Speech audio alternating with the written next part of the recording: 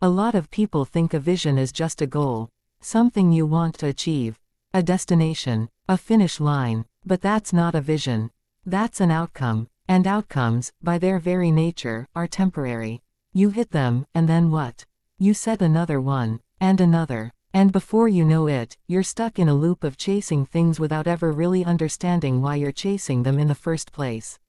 When Simon Sinek talks about vision, he doesn't describe it as something you reach.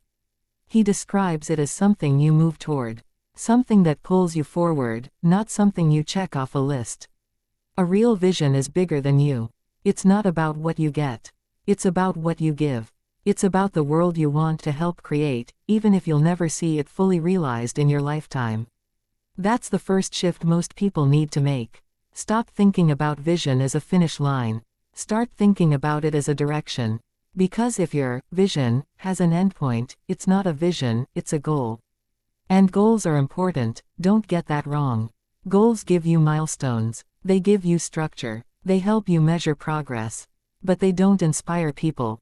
They don't wake you up early when things get hard. They don't give you strength when you're exhausted, when you're doubting yourself, when nothing seems to be working. Vision does that. Vision is the thing that keeps you moving when logic tells you to stop. Think about the people who have made the biggest impact in the world. They weren't driven by numbers or short-term wins. They were driven by something deeper. Something emotional. Something meaningful. They believed in a future that didn't exist yet, and they committed their lives to building it. That's what a vision is. It's a picture of a future that is so compelling, so meaningful, that you're willing to sacrifice for it. And here's where most people get it wrong. They try to create a vision by thinking about what sounds impressive instead of what feels true. They say things like, I want to be successful, or, I want to be rich, or, I want to be the best. But those aren't visions. Those are desires. And desires are about you. Vision is not about you. A true vision is outward focused. It's about impact. It's about contribution. It's about making something better for others. Ask yourself this: if you achieved everything you say you want, money, status, recognition, what would it actually change for anyone else? If the answer is, not much, then you don't have a vision yet. Because vision isn't built on what you gain. It's built on what you give. And that's why vision is so powerful. Because when it's real, it attracts people. Not because they have to follow you, but because they want to. Because they see something in your vision that resonates with them. Something that gives their life meaning too. That's how movements start. Not with a plan. Not with a strategy. But with a vision. A vision that's clear enough to understand, but big enough to invite others into it. And clarity matters. If you can't explain your vision in simple terms, then you don't understand it well enough yet. It shouldn't sound like a corporate mission statement filled with complicated words. It should sound human, real, something a person can feel, not just hear. Because vision lives in emotion, not in language. And here's another thing people don't realize: vision doesn't come from thinking harder. It comes from understanding yourself better. It comes from knowing what you care about. What frustrates you? What breaks your heart? What makes you feel alive? What kind of world you want to be part of? Your vision is hidden in your experiences. In the things you've gone through. In the moments that shaped you. So instead of asking, what should my vision be? Ask, what do I care about so much that I'm willing to commit years of my life to it? Because that's the real question. And once you find that answer, something changes. You stop chasing random opportunities, and you start making intentional decisions. You stop saying yes to everything, and you start saying yes to the right things. Because now you have a filter. That's another role of vision: it simplifies decision making. When you have a clear vision, you don't need to overthink every choice. You just ask, does this move me closer to the world I want to help create? If the answer is yes, you go for it. If the answer is no, you let it go. It's that simple. But simple doesn't mean easy. Because having a vision also means facing resistance, doubt, criticism, failure. There will be people who don't understand what you're trying to do. People who question you. People who tell you it's unrealistic. And they're not always wrong. A good vision should feel a little unrealistic. Because if it were easy, everyone would do it.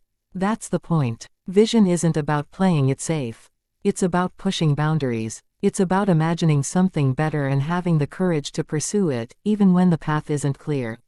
And that's where discipline comes in. Because vision without action is just a dream. You need both. You need the inspiration of vision and the structure of execution.